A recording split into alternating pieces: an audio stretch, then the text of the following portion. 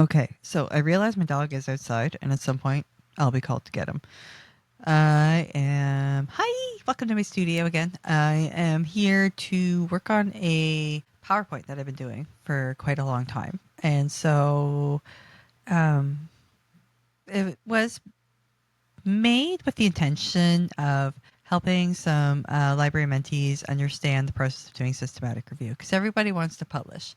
And when we talk about publishing, there are your basics. Like where I started out was newsletters. You start publishing in newsletters, local journals, local bulletins. Like I actually had a couple articles that were published in the bulletin for the Atlantic Provinces Library Association. And you have to start it small like that, and you do build up. I even did a couple of primary research articles in conjunction. Like there was one I had done with Jackie Finney on, we did a whole survey, and it surveyed librarians of their, oh shoot, what was it? It was their, like how they felt in the workplace kind of thing, their inclusion and well-being.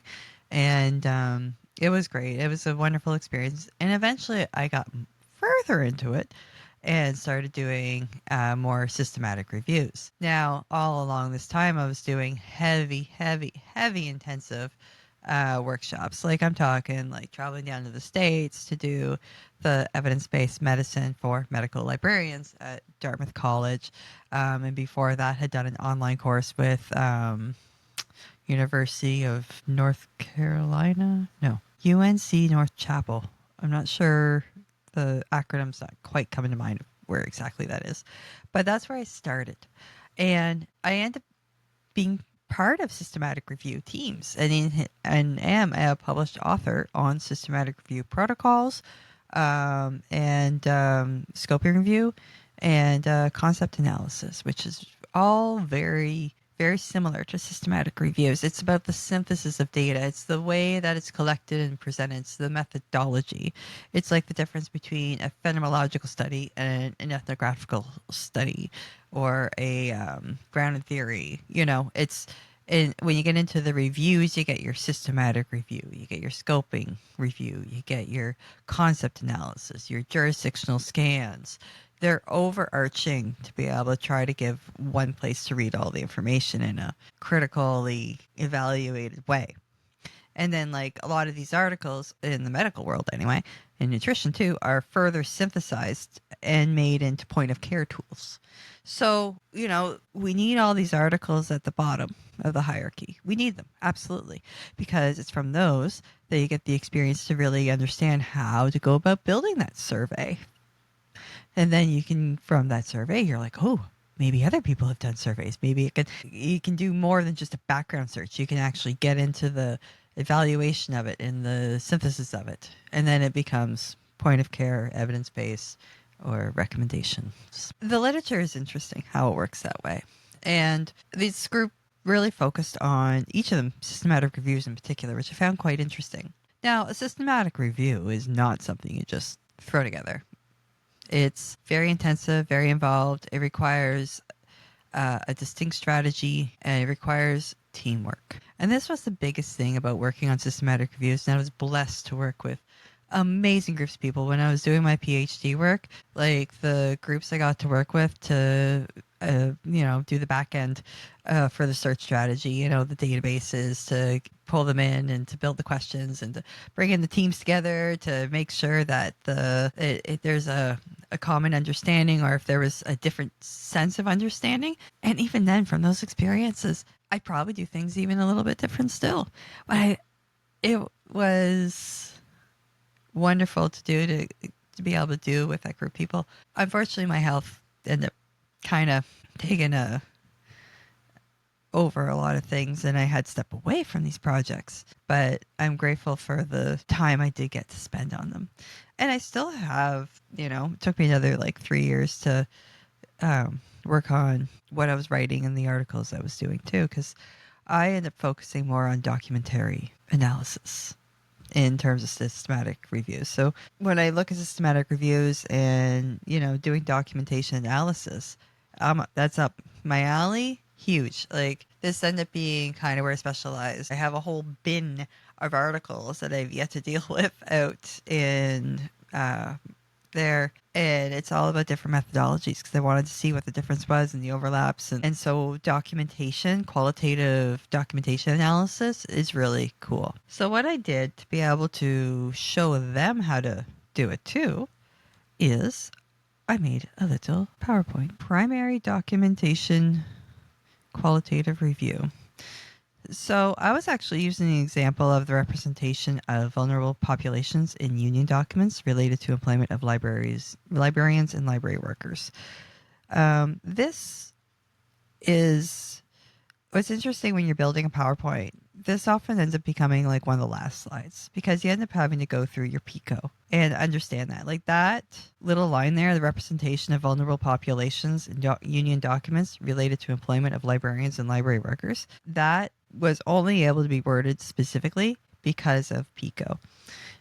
In the nutrition and medical evidence-based worlds, they rely on a lot of acronyms to be able to just break down a research question, to be able to focus in, to hone in on what they're after. So we often would see PICO, population, intervention, comparison, and outcome. So the population in this case here is the librarians and library workers. The intervention that we're looking at is the union representation of vulnerable populations. Now, what's interesting here is I put vulnerable populations in the intervention and not in the population. And it could go really either way, and it ought to be in population because vulnerable populations, So that's something I could actually fix in this. Comparison, there's not really a comparison because I'm looking for something oddly specific. And outcome is to understand current policy and landscape of what's happening in unions and vulnerable populations. So at the bottom here, I say to understand current representation of vulnerable populations in unionized librarian workers through analysis of collective agreements. The other key to when you're building any of these is always thinking of where am I getting this data? So I actually end up starting out with finding this wonderful website. I discovered I was able to look up collective agreements of different provinces. And my dog can't. Stop sharing. There we go. Dog is back in. So I almost wish I could show you like how I built even this PowerPoint because you end up working kind of in reverse because first I had to think of like where I'm even gating this data before I could even, get into anything more than that. Like even developing the title and abstract, that's something that comes way later on. And that's kind of the thing about when you see PowerPoints like this, you have to think it's not in the sequence it ought to be. I had to think of a lot of other things first. Like really, the slide that was developed next was my data sources. Where am I getting this data? How am I even going to even talk about this? Like, I'm without doing interviews. Like, what documents? How can I even get these documents? Are they even available anywhere? Turns out, yeah, they are. I was actually able to find out that, like with the province of New Brunswick, where I'm located, they actually have the collective agreements for all of them. So I just have to go through and do the same, find out for Ontario, collective agreements, e-library portal. There it is. So even right now, I'm building up my database and I can go through and find the data. And I know I'll be able to find every single data source for these, right? I have data sources. The manpower to be able to bring this in is going to be another thing, but that's why you need a team. A team is absolutely necessary. Because without a team, you're not going to be able to pull this off. So you see here, I added the one for Ontario. And we'll go through each province. So that's where we talk about teams here. We talk about, I talk about different team strategies. There it is, beauty. So I look here, I have the systematic team structures where, we have different ways going about it and there's different methods and every method has its time and place. So I have what's called divide and conquer, where each member takes a section to generate a list of sources to manually crawl through for resources. We have the literature filtering, where we have 3 independent reviewers, and then instead of tiebreaker, I use the best 2 out of 3 rule, which is basically a tiebreaker.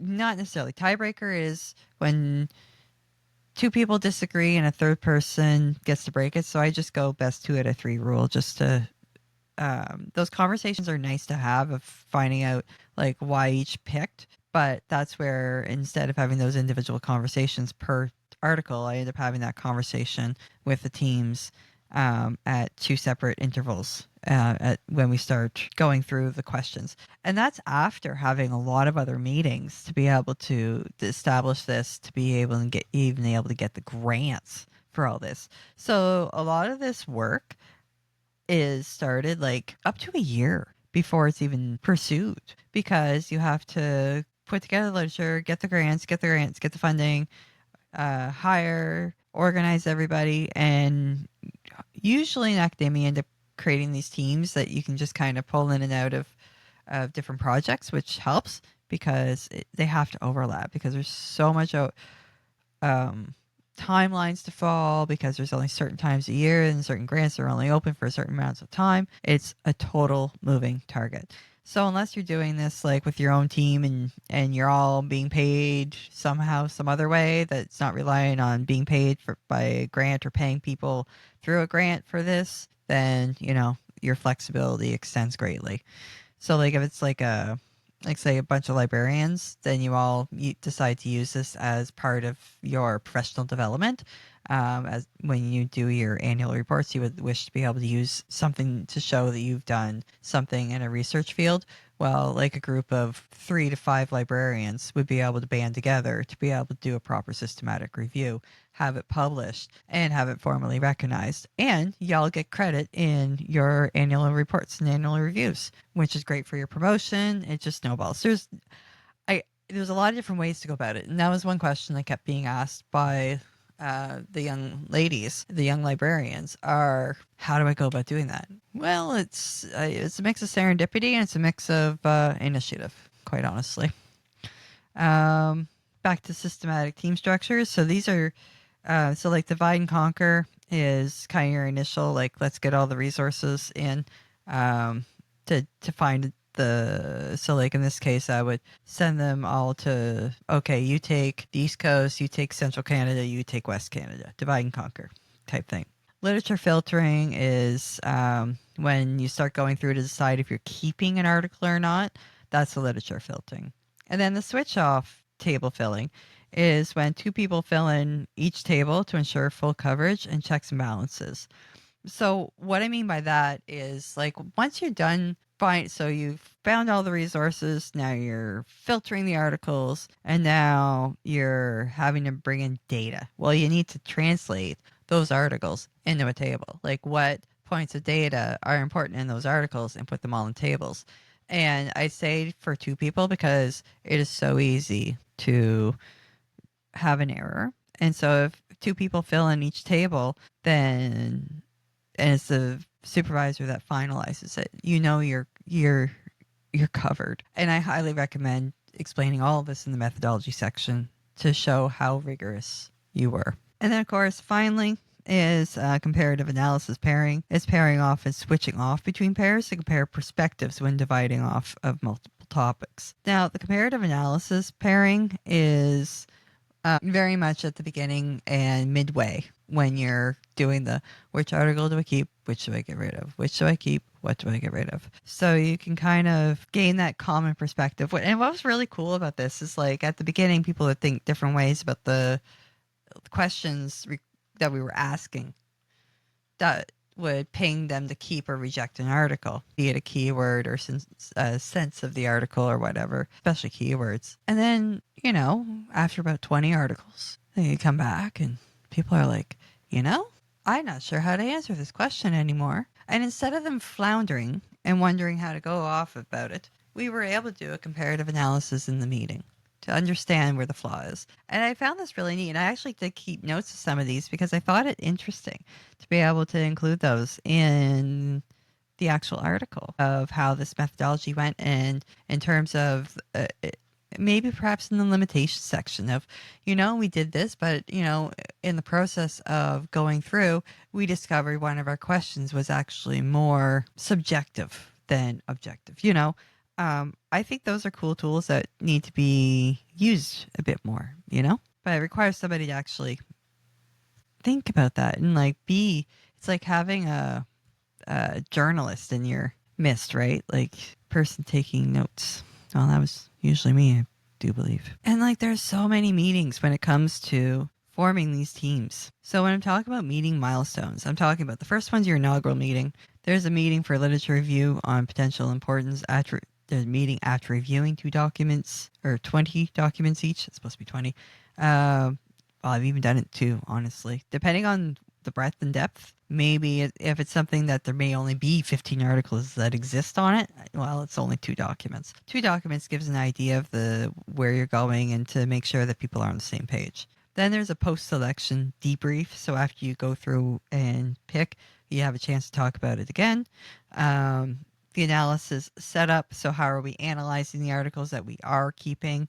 An analysis debrief. How is it going? What ended up happening? Were there any hiccups? Again, it's material for your article to be able to say, limitations, these were hiccups, or these are things that, maybe another team could do differently, those type of recommendations. Then there's, of course, your discussion and introduction drafting, and then divide and conquer for everything, and the reviews and the final reviews. The discussion and drafting, there's obviously a lot of gap between 7 and 8 here, because it could be that it's divide and conquer, that each person goes and does their thing. But this, I'm not talking about the entire article at that point. Like really, this is even just to set up the search strategy, the just the initial setup of the article.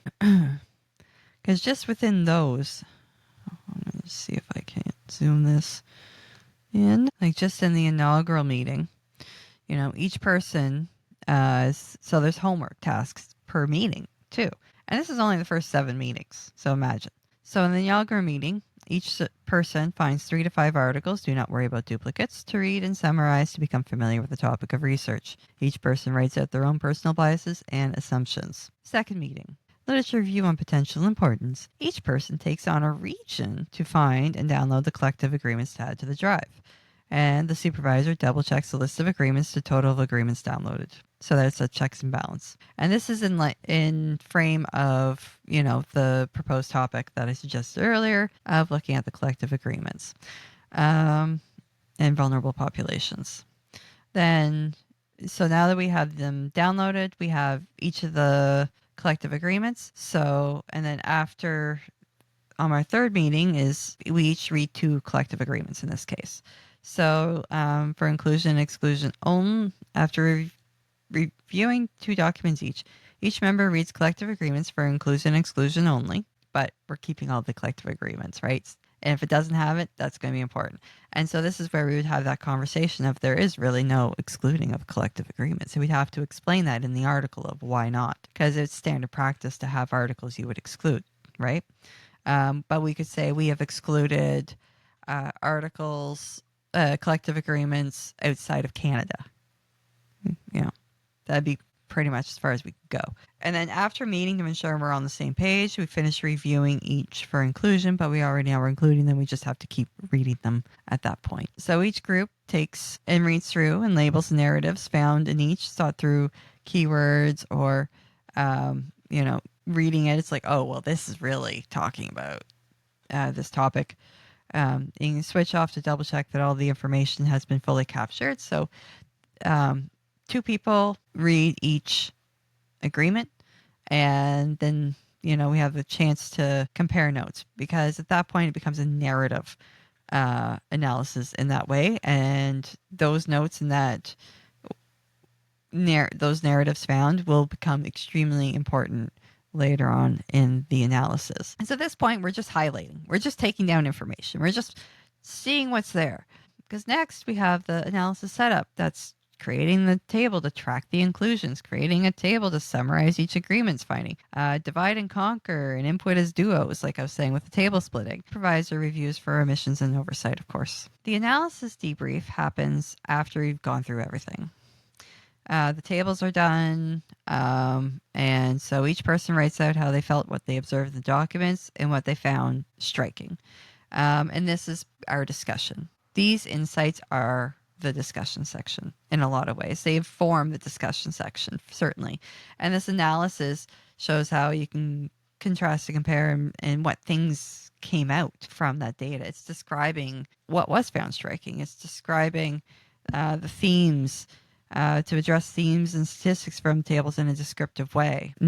Tables are awesome if you can pull them off. And then, of course, in the discussion, introduction, drafting, it's compare biases and assumptions versus personal reactions and observations. The reason I end up highlighting personal observations in this often is because we are talking about vulnerable populations where a lot of prejudice and a lot of assumptions do exist in terms of how people with disabilities are included in the world. So that's where I do bring that up often is it's actually, I feel, very important, and because it helps you always acknowledge any bias you may have, and it reduces any potential PTSD as well, any mental harms that may come out of it, because they'll have been processed during the research process and not a cascade thereafter that catches up with you and you're not sure what to do with it later.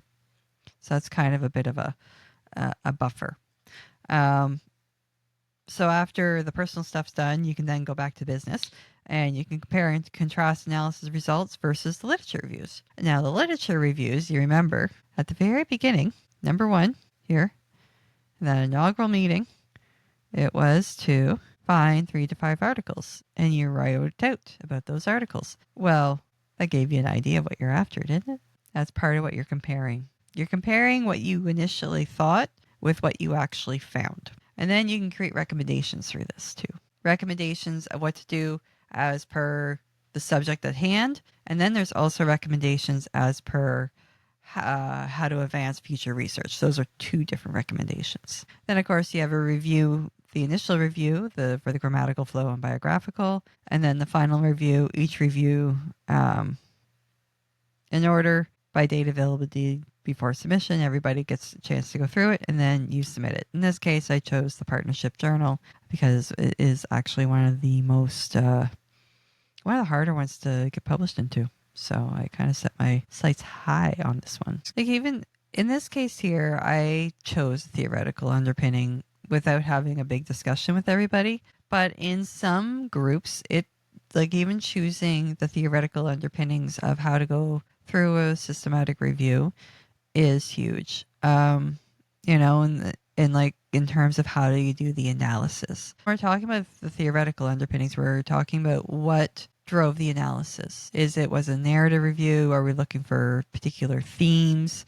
Like here, I picked grounded theory. So if I were to bring in team members, I'd say each of you find one article chapter on grounded theory in librarianship to bring the discussion group, and that'll be the foundation to writing the theory section. I could provide those articles and bring them in. But I mean, I've gone into some jobs when I was working as a research assistant where I literally spent the first entire month just reading about all the theoretical underpinnings of the entire research project, how to work every single piece of software they had going. And that was my entire, never discount that, because that ended up turning to be absolutely invaluable. If it takes 3 weeks to get you caught up and looped into a project, take those 3 weeks, read every single document. It will pay off. And people will, that understanding, because then you're able to put it into words easier, what's going on. And when you're talking about theory is a difficult thing. I've been blessed with being able to talk about theory in a practical way, which is wonderful. But not everybody gets to understand theory the same way of how you make that theory into practice. Theory is those assumptions, right? We're going back to those personal assumptions that I keep telling you to bring in. It's also how do you come about the data? And for example, grounded theory is, we take a look at what's there and we take what comes of it. Oftentimes, then there's also thematic analysis where we're choosing these particular themes and we're looking for these particular themes only, and that's it.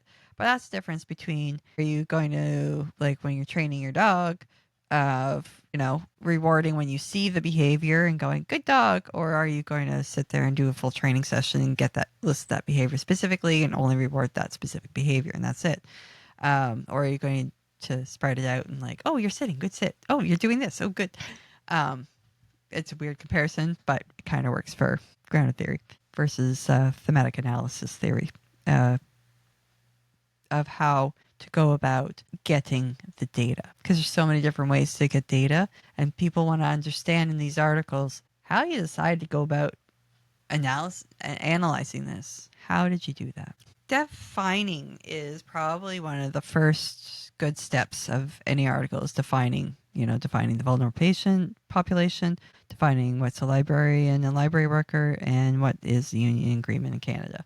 Because those are the three things. So each person would be tasked to define this, would pick one and define to be able to bring it in the article and then come back together in a group in that meeting, or a sub meeting, or even in a wiki group. There's a lot of different ways to do this, have these definitions to be able to put into the article. Yes, every single piece of task, verbally or just in doing, is important for the article at the end of the day. You can see I jumped around a lot here in this PowerPoint. It's because really it takes doing all those different things and all those conversations before you can even get to this, to have a title and abstract. Representation of vulnerable populations in union documents related to employment of librarians and librarian workers. An exploration of how librarians and library workers are represented in union agreements in Canadian institutions such as governments, universities, colleges, and alike. This is not a union bash. Rather, this is to inform these populations where to apply for jobs and to inform unions of how to do better, plus how unions contrast one another. The goal is to identify trends and current practices. Period. I did specify this on purpose because when you start talking about more sensitive topics, you get into the taboo, and you never want to accidentally offend when you want to inform. The way that this PowerPoint ended up being structured is as if I was presenting this to a team to onboard them. So this is the onboarding. First part of this talk, I talked about how it really came together and like the order in which I end up having to assemble. But when it comes to an onboarding, this is an onboarding style. Title, this is our population, this is our goal, this is our abstract. These are the meetings we're going to have. This is the homework. This is the theory we're going to use. These are the data sources we're going to use. This is different methods we'll be using, of different ways we'll be using the team. These are the keywords we will be using when we go through stuff. These are the, themes, and this would be an entire conversation to be able to get everybody in the mindset of what we're looking for when we go through these collective agreements. And I'll probably even have a collective agreement to go through to give them examples of what to look for, just to onboard everybody in a cohesive way. How do we define these populations? How do we get these definitions? And I'm also giving homework this whole time too. Like I said, this is not a passive thing. Not passive. Because there's homework in every slide. And other things to note, this is just I always have a slide at the end of notes. Communities practice information resilient, and that'd be more stuff that I could probably add into. So that was the PowerPoint that I've been working on to be able to put together a systematic review. Now, arguably, could I just go through all the collective agreements to be able to find everything? Maybe. Could I probably miss a lot of things? Probably. It becomes scale and mass. And when I'm talking about a project like this, like when there's exclusion, when it's very, very specific data sources, it's different than, say, you're going through a lot of articles that are highly subjective. And that was the other reason why I picked, collective agreements as being our a good initial systematic review to do, or jurisdictional. Would that be a systematic review at that point, or would that be a jurisdictional scan? See, cutting hairs, splitting hairs. And maybe I've been out of it for a little bit, but not that long. But to say in theory, yes, I could, but it would not be nearly as rigorous. It would not be as many checks and balances. And I might miss themes in there that others would see that I wouldn't. They might notice something in there that I would never notice in a million years. I might notice stuff in there that they may not notice. The point of a systematic review is that it's been done with a team. When people talk about doing systematic reviews individually, It is a review done systematically. Okay, I agree. But it's the rigorousness to it that makes it systematic. It's that you've made a system. A system requires, a minimum function of 3 people in it to make it a system. Yes, people do exist in the unique vacuums and they're going to be singular existing systems. But if we're talking about a system that's in use, we're talking a minimum usage of 3 people in a system. And that system is in how you do your meetings and how you structure each team strategy for the different places, like, the divide and conquer versus, when everybody has to read it and everybody has to provide analysis. There's different times and places for this. It's also be able to spread out resources in a humane way, because to do that kind of thing on your own would be very intensive. Again, not impossible, but us saying the same thing as, if it was a bunch of articles on the topic from the databases that we'll go in and look anyway. Like, we will go in the Sage database. We will be in Wiley. We will be in those guys to be able to see what's been done for sure. And like, you can read all those articles and take out a bunch, and each person would take out different things too, depending on the types of questions. It's neat the way that literature is created, the different structures, the different methodologies. And research methods doesn't make sense to everybody. I mean, I took 3 or 4 research methods classes before I really understood it, and that's over the course of 6 years of university. And I even took more after that as a librarian. So there's always more to be learned. And what I find really curious with the systematic reviews is the team function of it that is particularly highlighted. I see teams often in primary studies as well. It does happen, especially if they're getting into doing double blind studies and placebos, and different people have to have different involvements, different levels, and have those added checks and balances. And they are very systematic. They're also highly rigorous. But that's what makes a primary research study much, much more of weight than a secondary, because of the rigor. Like, really, the systematic reviews are saying this is a primary literature review. Very much similar to saying this is a primary research study. Primary meaning we are the ones to observe this, to have done this as a team. It was not just one person. It was multiple people to observe this phenomena, just to give it a bit more weight. Now, if you want to do this type of project as a sole article, you can have all the rigorousness in there too. And you actually might get published too. It's the level of rigor. And the more people that witness the same phenomena happen, the more credibility. And that's where the systematic reviews of the primary observation and primary research studies come in play. Yeah. I'm so happy to have talked about this topic today. It's been on my mind for a bit, and I was debating what to talk about today. And if ever you have a suggestion of anything you'd like to hear, I got loads of different knowledge from different places. And I talk about a range of different things. I was talking with a friend of mine this morning. She's like, you should talk about these things. We should do this and that. I'm like, well, I'm already the person that will come out and talk about disability and harassment and stuff. So, I mean, I can really talk about it. No, it's important to talk about a range of topics, and to be able to share it is great. Thank you very much, and until the next podcast.